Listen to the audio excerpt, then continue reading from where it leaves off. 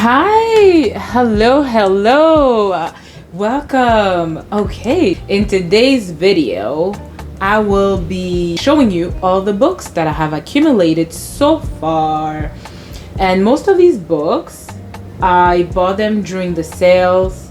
So there's a lot of books. I have no idea how many books I have. We shall count at the end. So if you guys love book hauls like me, don't go anywhere. Grab a bottle of water because it's hot. And then let's get into it. Subscribe, hit that button. Let's grow together. Share with your friends through any kind of weather. Library without borders. We're reaching for the sky. Join the journey now. Come on, don't be shy. Jambo, Karibu, welcome to my channel. My name is Chilanda and this is Library Without Borders. Okay, yes, so I've already talked about my haircut and now I have dyed my hair. So I've dyed it, the color is called Honey Blonde, and I find that it's too yellow for me. So this is not the final look. I'm trying to go platinum blonde, y'all. Yeah, I know a little bit of that white hair, even though I know I'm we're getting up there and the white hair will eventually come, but so that's the look. But for now we're gonna deal with this look. So yeah, how you doing, everybody? I hope you're doing fantastic and I'm doing good. It's actually August 4th. It's a holiday today here in Canada. Everybody's off. Anyways, you guys, like I said, you guys saw at the beginning of my video, I have books to go through. So without further ado, let's get to it. So first off, I'm gonna show you the books that are not in boxes, so we can get those out of the way and it's easier that way. So these books are a mix of books that I got at the library, but also at Chapters, Indigo, the store. We're gonna do this differently. There's some books I may read the synopsis because I'm like, okay, I don't remember why I picked this book, and some I'm just gonna show you and be like, yeah, eventually when I get to it, I will read the synopsis, okay, so that this video is not too long. So first up, we have When We Were Birds by Ayana Lloyd Banwo. I think she's Caribbean, and I actually bought this at Chapters. It was on sale. All these books that I bought you guys were on sale. Okay, let's get that straight. A mythic love story set in Trinidad, Ayana Lloyd Banwo's radiant debut introduces two unforgettable outsiders brought together by their connection with the dead. Maybe I can read this during fall, like during Halloween. I don't know, but and the cover, isn't it gorgeous? Yes, pretty. So then, as you can see, this was on sale and it's Sisters Under the Rising Sun. By the looks of the airplanes here, it looks like it may be a World War I or II book, but it says best-selling author of The Tattooist of Auschwitz. That's why I picked it up, because I did read the Tattooist of Auschwitz and I loved it. It's so sad. So that's the reason why I picked this one. What is this one? The phenomenal new novel of resilience and survival from best-selling author of The Tattooist of Auschwitz, Heather Morris. So what is it? In the midst of World War II. See? World War II. So I can't wait to get to this one as well. And then, okay, you guys. So this is the Oathbound Book 3 in Legendborn Cycle. I was not a fan of Legendborn, you guys, but I had already bought the 2 books, so I may not read, yeah, maybe next year, but yeah. And then I picked this book at the library as well. It was free, and I think I remember who read the book. I don't know, I think I saw a booktuber read this book. Now, I'm not too much of a fan of Jada Pinkett, especially with, her life story with Will Smith and stuff. I did read Will Smith, so I'm like, it's only fair that I also read her side of the story. And that's the only reason why I picked it up. Plus, it was free, so yeah. And it's a hardcover, you know me. I'm a fan of hardcovers. And then next, I picked this book, And Then She Ran by Karen Clark. The reason why I even picked this book, also at the library, it's because it's a wrap. She's also a booktuber. She talked about this book, and then literally the next day I went to the library and I saw this book and I'm like, oh my gosh, it was so fresh in my mind. She talked about it and she liked it. I was like, okay, I'll pick it up. It's a thriller, suspense, one of those books. So I was like, okay, why not? And it was free, you guys. So I was like, okay. And then you guys, I read James last year and I loved it. So I was like, I need to own this book, you know?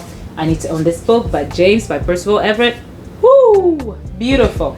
And then there was this random book, World of Wine. I love wine, for those who don't know that, but I love wine.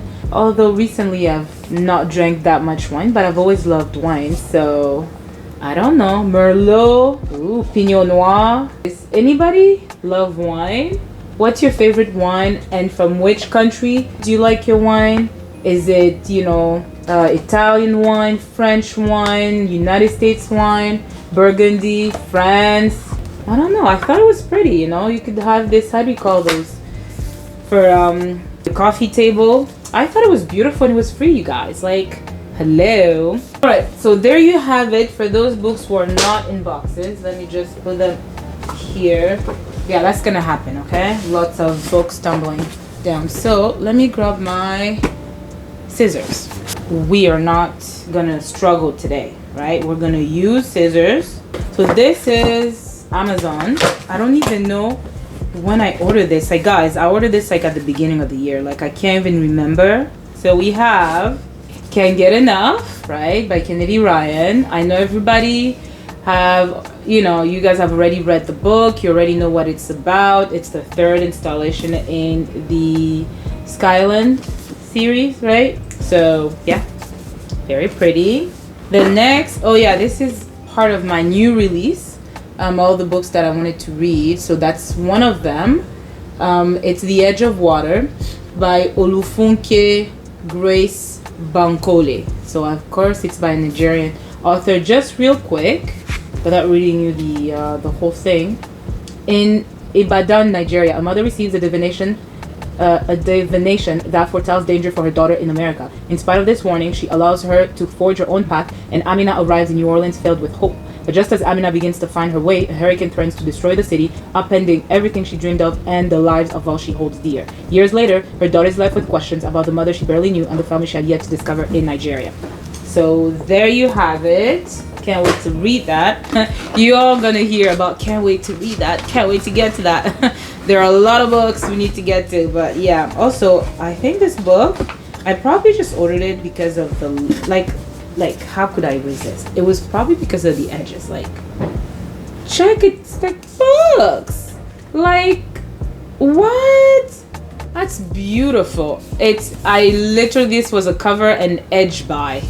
Absolutely. Edges by. Yeah. Study in Drowning. You guys, I don't know. I love it. I don't even know what this book is about, but I know it's a fantasy book.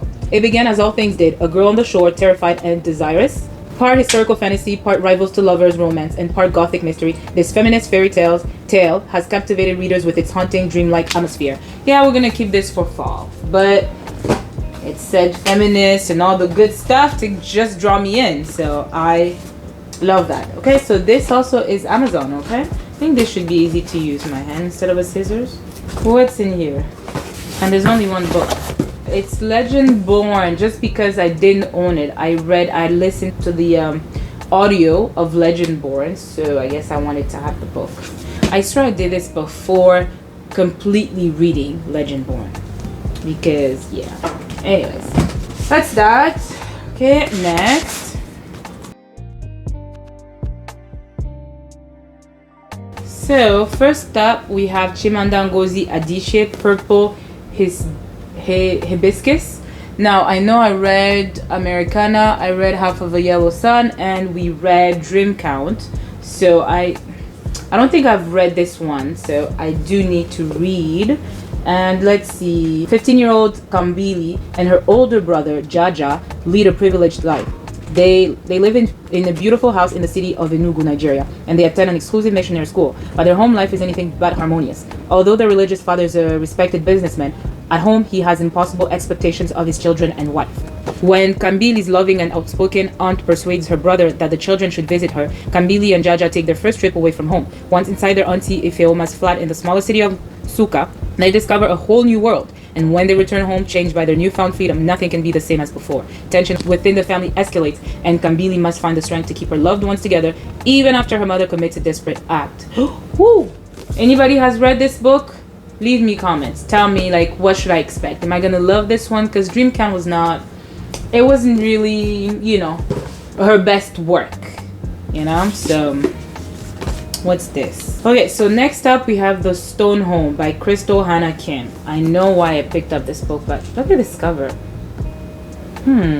A hauntingly poetic family drama and coming-of-age story that reveals a dark corner of South Korean history through the eyes of a small community living in a reformatory center. A stunning work of great emotional power from the critically acclaimed author of You Leave Me. Ooh, see, I knew there was something to this. And you guys know I love history, you know, from around the world. So this set in Korea, I can already feel that it's going to be something else.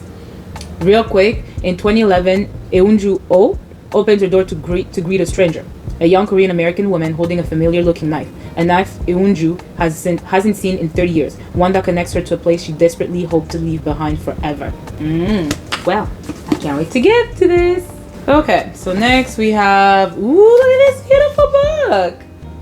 I saw a black girl, and it looked like a fantastical book, aka fantasy. I was like, okay, you're coming home with me, baby girl. The Bone of Ruin. Ooh, by, let me see if the author, oh, there's the author. Because you guys know we need more books, you know, more fantasy books by black authors. So let's see, what's this about? The world has ended before, and it'll end again. As an African tightrope dancer in Victorian London, Iris is used to being strange. She is certainly a strange sight for leering British audiences, always eager for the spectacle of colonial curiosity. But Iris also has a secret that even strange doesn't capture. She cannot die. And it says ages 14 and up. So yeah, my kids are still too young to read that. But I shall remember. Woo! Can't wait to get to this. So that was that. Next. Okay, let's open up this big boy. I don't know what to do. Oh, pull here. You know what?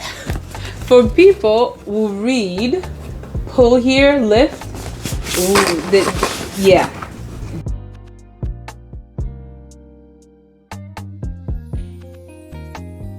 Let's see what's in here.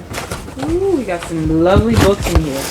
You guys, I was quite patient. You have no idea how many times I wanted to unbox these books, because I was like, what did I forget? Like every time they'll be here and I'd be looking at them, I'm like, oh my gosh, I want to see what I've ordered. So just to, like, you know, just to be patient, I would go online and check my orders and be like, okay, oh yeah, I've ordered this book. Plus I was also still shopping online for more books, and I was like, okay, I have to be careful because I think some of these books I've already ordered, right? So alright, so we have a couple of books in here. Let's go through them real quick. The Witch Doctor's Wife. Ooh, I know I picked this. Tamar Myers. First of all, doesn't it look like African and all that stuff? Love that. Although it's by a white author. Anyways, I know I picked up this book. Okay, real quick, 3-4 lines. The Congo beckons to young Amanda Brown in 1958 as she follows her missionary calling to the mysterious dark continent, far from her South Carolina home. United States and Congo. Let me not get into it. But her enthusiasm cannot cushion her from the shock of a very foreign culture, where competing missionaries are as plentiful as flies, and oppressive European overlords are busy stripping the land of its most valuable resource, diamonds.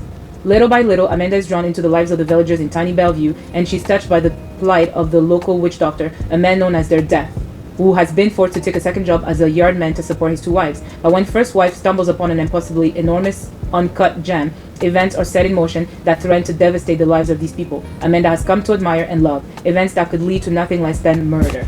Well, I saw Congo and I was like, let's go. So might just push this up to my TBR, you know. Okay, next we have The Color of Abolition. There you have it, by Linda Hirschman. So this obviously is a non-fiction, but real quick, the story of the fascinating fraught alliance among Frederick Douglass, William Lloyd Garrison, and Maria Weston Chapman, and how its breakup led to the success of America's most important social movement. So it's a non-fictional. I will get to it when I get to it, for sure. And then we have The Hanging of Angelique, the untold story of Canadian slavery and the burning of all Montreal. As a Canadian, I heard Canada, slavery, and I was like, oh, sweet, sweet Canada. You're not so sweet, huh? So it's by Afua Cooper. Let's see real quick. Marie-Joseph Angélique, the slave woman accused of starting the fire, was tried in court and condemned to death, only under the pressure of La Question Extraordinaire, a hideous torture that shattered the bones in her legs. Did she confess to arson? Executed by hanging, Angélique entered Canada's history books as a criminal, but her trial offered the unique chance to tell her life story, one that would otherwise have gone unrecorded and unheard. Oh, yeah. Okay. It's okay. It's okay. We're gonna go through this. We're gonna ask for the strength of the ancestors who want us to read these stories, to give us the strength and power to read their story, because no one else, I've said that before, we cannot imagine what they've gone through. And I will always say this, the least we can do is read their stories, share those stories, so that we never forget. So next I have a reader's journal. Let me see. Oh, for me or for my kids? It was also on sale and I thought it was cute, so I'm wondering which kid should I give it to, or should I use it for me? This is how it looks like. It's not too grown up, is it? I'll see. And then next we have Spectacle, The Astonishing Life of Otabenga. Oh, look at this story. Look at the cover. Otabenga. You know what? I know the story of Otabenga because I've heard of Otabenga in some of my books that I've previously read. And I bet it's either a pygmy that was taken from Congo to France for the 1960 fair, something. Let's just read, but let me see if I'm remembering. So Pamela Newkirk is actually an American, a professor of journalism in New York University. She's the author of Within the Veil, Black Journalist, White Media. Okay, so let's see. Otabenga, a young African man, was featured as an exhibit at the St. Louis World's Fair. 2 years later, the New York Zoological Gardens displayed him in the monkey house, caging him with an orangutan. The attraction became an international sensation, drawing thousands of New Yorkers and commanding headlines from across the nation and Europe. Spectacles explores the circumstances of Otabenga's captivity and the international controversy it inspired. Using primary historical documents, Pamela New York traces Ota's tragic existence from the Congo to St. Louis to New York and finally to Lynchburg, Virginia, where he lived out the remainder of his short life. I swear, the world with the monkey, to even think that there were human beings that existed, that thought another human being could be exposed as an animal. When I say I hate people, anyways, The Boy Who Stole the Leopard Spots, Tamar Myers. Oh, don't I have another book by her? Oh, imagine that. Well, there, I have these two books by her. Check this out. I didn't even know, but I swear again, I guess she just loves to write black stories, huh? Let's see what this one is about.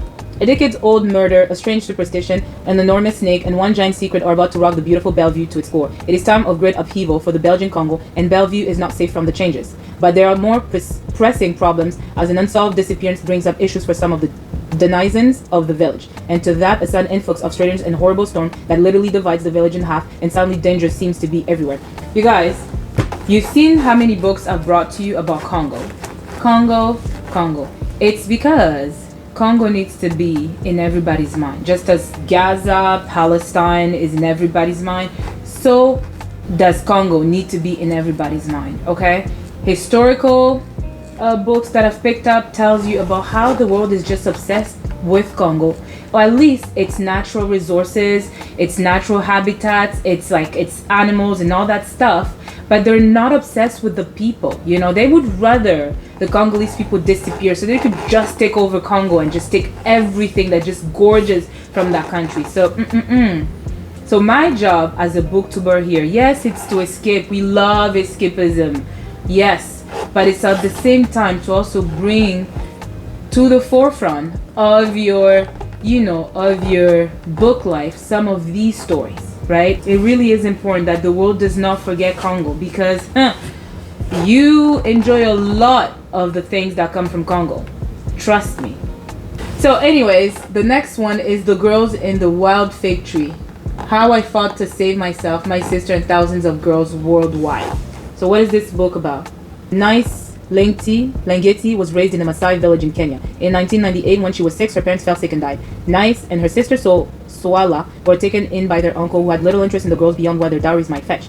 Fearing the cut, female genital mutilation, or FGM, a painful and sometimes deadly ritualistic surgery, which was the fate of all Maasai women, Nice and Swala climbed a tree to hide. I'm not gonna say more, but y'all can tell why I picked up the book. I swear my books are deep. My books? They're deep. Next we have, I like this hardcover. Look at this book. It's none of those, yeah. It's Who Killed Pete Barrow by Richard Mason. Now there's a reason why I picked up this book. I'm gonna check the cover. Can you see? Focus. There you go. Real quick. Cape Town, 1914, where a person can be whoever they want to be. Former tutor Pete Barrow and singer Stacey Meadows are making a splash in colonial Cape Town, styling themselves as the Vicomte and Vicomtesse de Barrol. They have been living by their wits, but as the world drifts towards war, their quest for comfort and riches has brought them close to bankruptcy. With creditors at their heels, their furniture business is imploding, and only a major wind will save them. So is this by South African? Because it said Cape Town. 1914. Well, we shall discover when the time comes. And finally in this box, another book by Congo. It's not big, but yeah, it's Cobalt Bread, How the Blood of the Congo Powers Our Lives. Siddharth Kara. Yeah, but this is it. So I'm not going to read the synopsis, but y'all saw that. It's about Congo. So next, we're almost there. I'm at 33 minutes. Okay. Pull here. I remembered. Pull here. Okay, so we have a couple of books here. So first up, we have a beautiful hardcover here. Masquerade. Look at that. Beautiful. I like the gold foil, the red contrast there. O.O. Sengoyimi. Real quick, what's this about? Her rise to power paid in blood.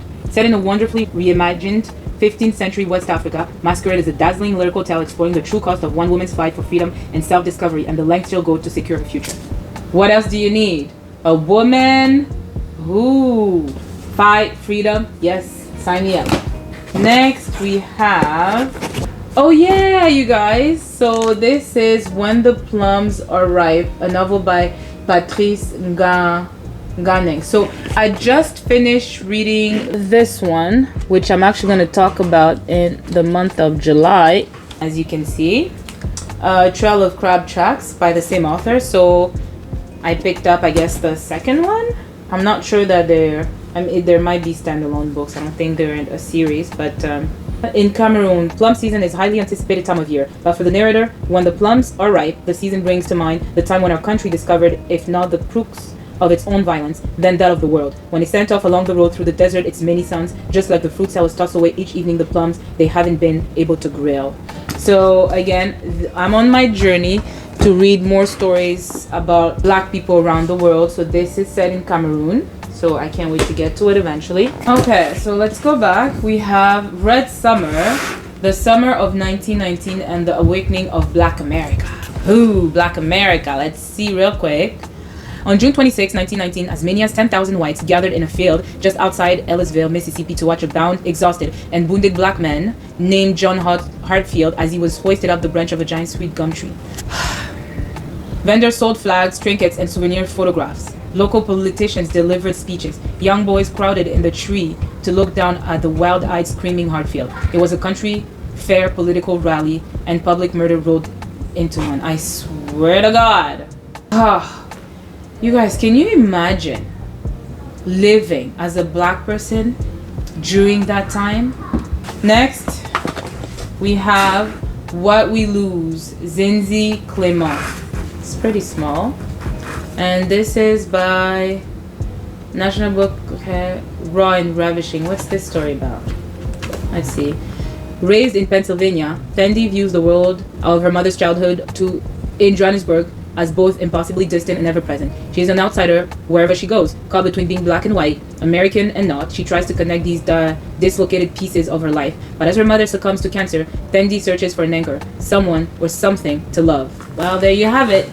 That's why I picked up the book. Next, we have Africaville, Jeffrey Culver. This book was actually in my card on that book outlet for so long, but by the title you guys know why I picked it up.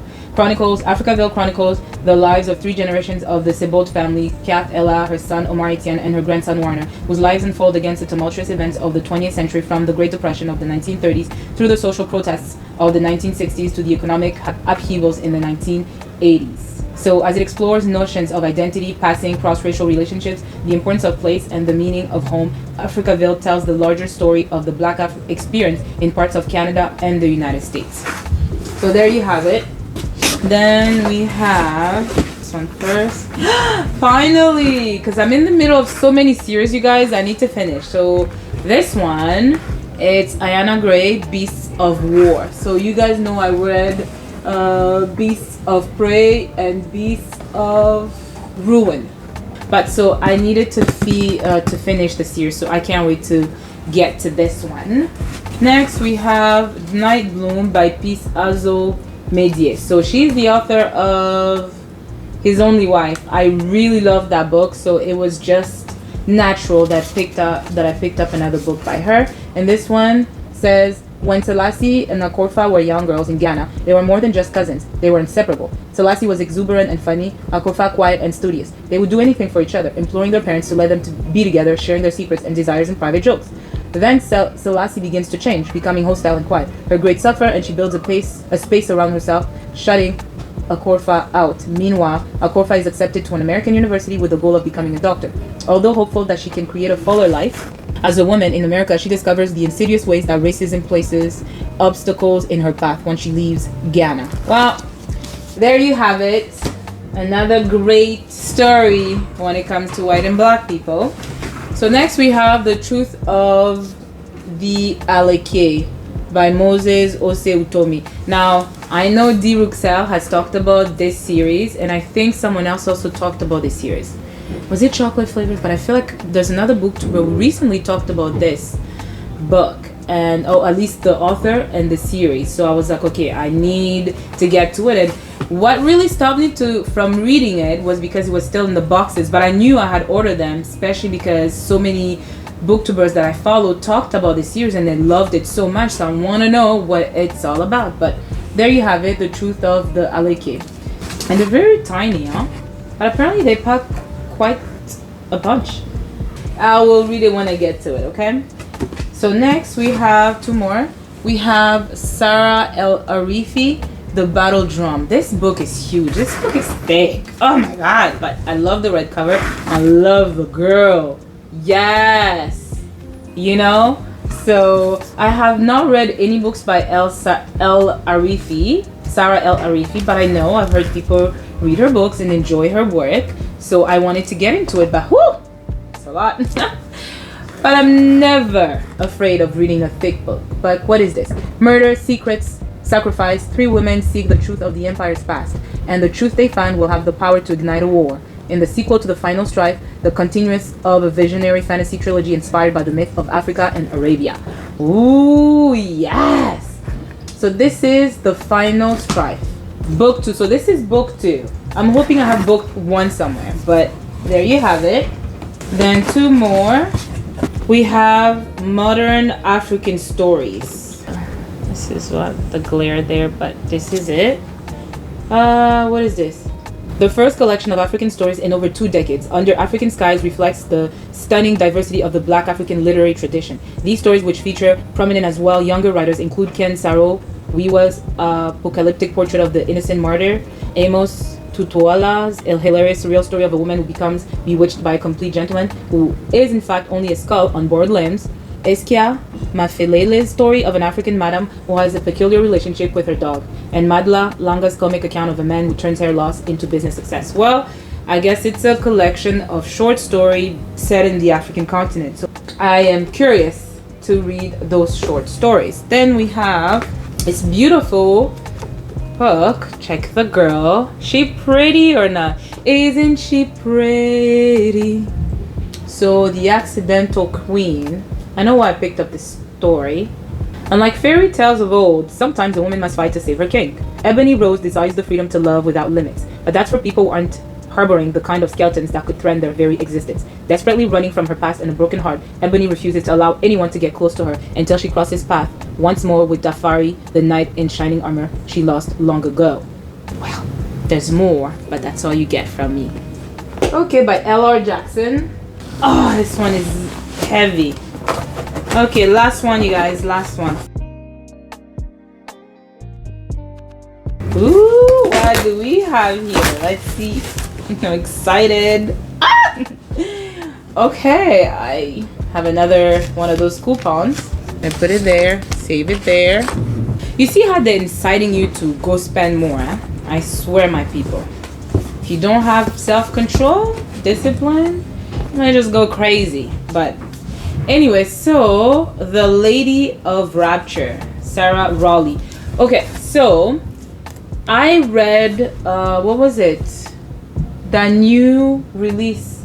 She's an English Nigerian author. I know I read her book recently. One second, y'all. So this is my list of the new releases, and all the books that I have highlighted means that I've read them. So it was, yes, The Queen's Spade by Sarah Raleigh. So she wrote this book and I was like, okay, although The Queen's Spade, I wasn't too much of a fan. I might need to reread it. I feel it wasn't my favorite, but because this is a fantasy book and it has a beautiful girl on the cover and by a black author, I was like, why not? There she is. There she is. So I feel like I have another book by her, right? So like that's 3 books by this author. Interesting. So what is this one about? For years, the elite secret society called the Enlightenment Committee has waited for the apocalyptic force known as Hiva to destroy the world, as it has so many times before. What the committee didn't know, however, was that Hiva wasn't an event, it was a person. Iris Marlowe, an African tightrope dancer with no memories of her past, a girl who cannot die. So is this like the second? Is that like the second installment to that book? Yeah, The Bones of Ruin. There you go, you guys. So I think that's how they go, right? I'm not sure which one is 1 or 2, but I'll figure it out. But there you have it, you guys. Next. Oh, there you go. By the same author, The Song of Wrath. Oh, this is book 2. So maybe this is... Okay, so this is book 3, book 2, and then the first one. So it goes like this, y'all. Alright, there you go. And let me show you the book 2. Pretty. Look at this. I love the black girls on the cover and the covers. I love it. There you have it. Can't wait to get to that series. Next we have The Cemetery of Untold Stories by Julia Alvarez. Okay, so this is literary icon Julia Alvarez, the international best-selling author of In the Time of the Butterflies and How the Garcia Girls Lost Their Accents, returned with a luminescent novel about storytelling that reads like an instant classic. Alma Cruz doesn't want to end up like her friend, a novelist who fought so long and hard to finish a book that has threatened her sanity. So when Alma inherits a small plot of land in the Dominican Republic, her homeland, she has the beautiful idea of turning it into a place to bury her untold stories, literally. She creates a graveyard for the manuscript drafts and the characters whose lives she tried and failed to bring to life and who still haunt her. So this sounds like a book I might pick up during Halloween, during the fall. But there you have it. Next we have The Song to Drown in Rivers. It was the cover buy for me. I'm not even sure about the story itself, but it was the cover buy. Like, look at it, the edges, like, it was pretty. Plus it was like, I think it was like $12, and if you go to the store and not even on Amazon, they're like $30, you know, so it's $32. $42 Canadian, and I got it for like $12. So not even 30%. Like, yeah. Real quick. Inspired by the legend of Zishi, one of the famous four beauties of ancient China, A Song to Drown Rivers is an epic novel steeped in myth about womanhood, war, sacrifice, and love against all odds, as the fate of two kingdoms hangs in a delicate balance. Sign me up. I'm sold. So it was not only a cover by, the story is up my alley, so I love that. Then we have Gaslight. So a black woman on the cover, Femi Kayode. The author, I was like, yeah, that sounds Nigerian. Yeah, there's the author. Right there. Yep, Nigeria. So real quick, in this highly anticipated follow-up to Femi Kayode's debut novel, Light Seekers. What? So can I read this without reading Light Seekers? Now I'm confused. Philip Tao returns to solve a missing person's case and uncover dark secrets the church has worked tirelessly to hide. So I have to figure out if I can just read this book. Light Seekers. It looks like Light Seekers had a lot of phrases. So maybe I might just Maybe I might just pick up Light Seekers to see. We'll see. Okay, next. Oh, this is such a tiny little book. Linda Sue Park, A Long Walk to Water, based on true story. Naya goes to the pond to fetch water for her family. She walks 8 hours every day. Salva walks away from his war-torn village. He is a lost boy, refugee destined to cover Africa on food, searching for his family and safety. Two young people, two stories, one country, Sudan. I love that I'm reading stories about Sudan, Cameroon, South Africa, Congo. Let's go. Nigeria, Ghana, all in this pile. Let's go. I'm proud of myself. Okay. Next we have Lucky Girl, Irene Mushemi Ndiritu. You see, as an African, precisely from Congo, sometimes I do struggle to read these names, but I don't feel the need to apologize because, you know, I'm an African. If I butcher your name, like, it's okay, it's cool. You can tell me, you know, how to pronounce your name, but don't think I'm doing it on purpose, you know? So, no offense. What is this one about? Longing for independence, a sheltered young Kenyan woman flees the expectations of her mother for a life in New York that challenges all her beliefs about race, love, and family. A fierce and tender debut about the lives and loves we choose. What it meant to be an African. Oh, that's what it says. What it meant to be an African immigrant in America at the turn of the millennium, and how a young woman finds a place for herself in the world. Yes, the immigrant story in the United States is fraught with quite a lot of obstacles, right? So next we have Alice Walker, The Temple of My Familiar. Now, I have yet to read a book by Alice Walker, and I have The Color Purple. It's been on my TBR. It's right there, which I know I might just read those two together, but please don't come for me in the comments. I will get to these books, okay? Trust me. Would I lie to you? No. So, what's this one about? Sally and Shug from The Color Purple subtly shadow the lives of the dozens of astonishing characters in The Temple of My Familiar, all of whom are dealing in some way with the legacy of the African experience in America. From recent African immigrants to a woman who grew up in the mixed-race rainforest communities of South America to Sally's own granddaughter living in modern-day San Francisco, they must come to terms with the brutal stories of their ancestors in order to confront their own troubled lives. Well, Miss Alice Walker, I will get to you, I promise. And in fact, I'm gonna start with The Color Purple and then go to you. So next, ooh, guys, I have these beautiful black fantasy because I'm also on that trajectory to read more fantasy books by black authors because I feel like we are lacking in that department. And I feel like those fantasy books that we read are usually mixed, where you have white main characters with the black authors. And I think it's Miss Woke, she's talked about how certain black authors feel the need to input white characters, which I don't mind. You need to diversify your stories, but you know, and I know what I mean, but you got, you know, they input these white characters and you feel like it's not really a black fantasy, you know, it's just not a black fantasy, you know, it's different, okay? But Toby Ogundiran,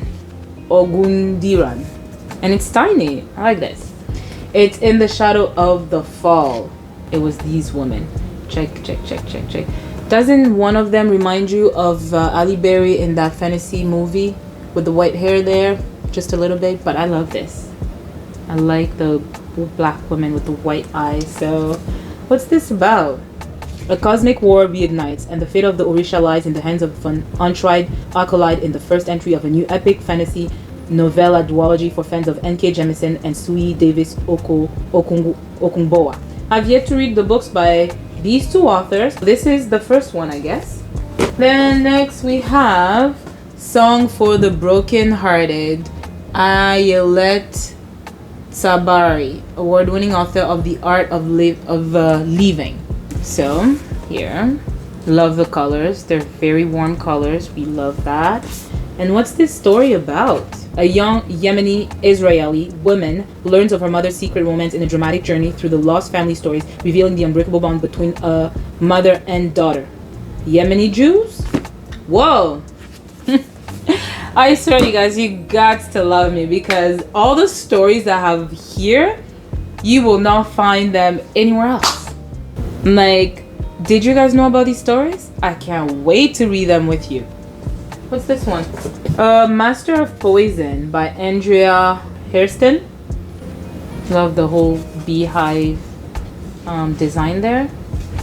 So it's the world is changing. Poison desert eats good farmland. One sweet water turns foul. The wind blows sand and sadness across the empire. To get caught in a storm is death. To live and do nothing is death. There is magic in the world, but good conjurer is hard to find. Jola, right-hand man and spy master of the lord of the Kiazian Empire, is desperately trying to save his adopted homeland, even in exile. Awa, a young woman training to be a powerful griot, tests the limit of her knowledge and comes into her own in a world of sorcery, floating cities, kindly beasts, and uncertain man. But there you have it, you guys.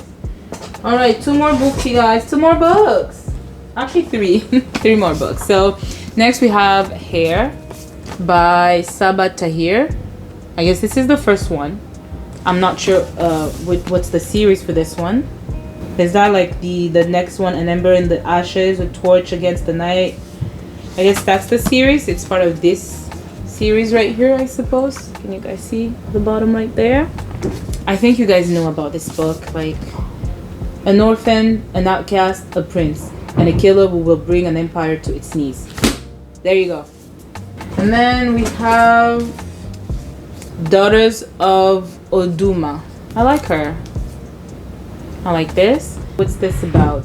This is by Moses Ose Utomi. Oh, the author of this author of this book. So, okay, what's this book about? Eat, Dance, Fight. This is the life of the girls who compete in the Isle's elite all-female fighting sport of bowing. But it isn't really Dirt's life anymore. At 16, she's old and has retired from competition. Instead, she spends her days coaching the youngest sisters of the Mud Fam and dreading her fast approaching birthday when she'll have to leave her sisters to fulfill whatever destiny the gods choose for her. Now, I think this is it's a series. I'll have to figure it out. I don't know if this is the first one or second one. Anyways, you guys, there you have it. I'll figure out the order eventually when I get to them. And then I have another one. The Bright Continent, Breaking Rules, Making Change in Modern Africa by Dayo Olopade. I think this is a nonfiction. She's a Nigerian-American journalist. Dayo Olopade knew from personal experience that Western news reports on conflict, disease, and poverty obscure the true story of modern Africa. Speak, ma'am. And so she crossed sub-Saharan Africa to document how ordinary people deal with their daily challenges. She found what cable news ignores: a continent of ambitious reformers and young social entrepreneurs driven by kanju, creativity born of African difficulty. It's a trait found in pioneers like Kenyan Nwebwe, who turned cheap VHS tapes into the multi-million-dollar film industry Nollywood. Or Ushahidi, a technology collective that crowdsources citizen activism and disaster relief. There's more, but there you have it. So that's interesting. And finally, you guys, we have come at the end. Oh my gosh! I don't even want to show you this whole pile that's on the floor. Okay. The Sorcerer of Pyongyang, Marcel Theroux, author of the National Book Award finalist Far North. So what did I pick this on? 10-year-old Jansu is a bright and obedient boy whose only desire is to be a credit to his family, his nation, and most importantly, his dear leader. However, when he discovers a copy of the Dungeon Master's Guide left behind in a hotel room by a rare foreign visitor, a new and colorful world opens up to him.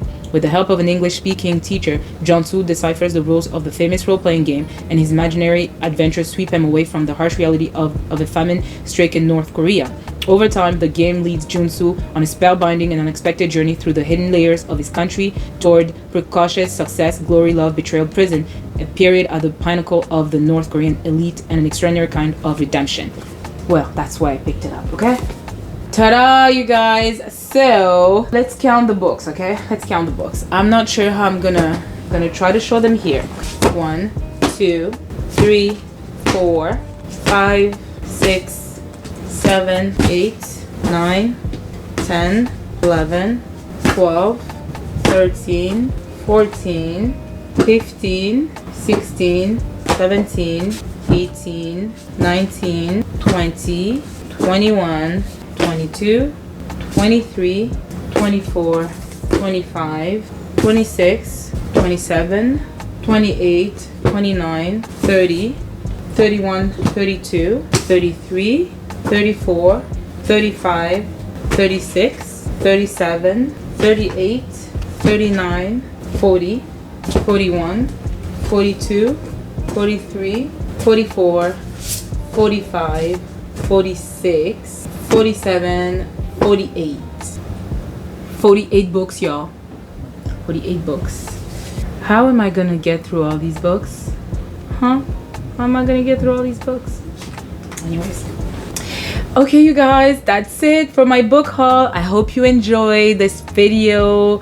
It was a pleasure doing this video for you guys. So I hope you really enjoyed it, and I hope you have seen some books that you guys are curious about to read. And if there are any books that you guys have already read that you like, ooh, you need to read this book already, let me know down in the comments, because so far in all the books that I've read, I have yet to find a 5-star, you guys. I have yet to find a 5-star. So okay, that's it for today, you guys. All right, don't forget to like, comment, subscribe, and share, and I will see you in my next one. And if you don't want to comment, please leave me a book stack emoji for this book haul. Ciao.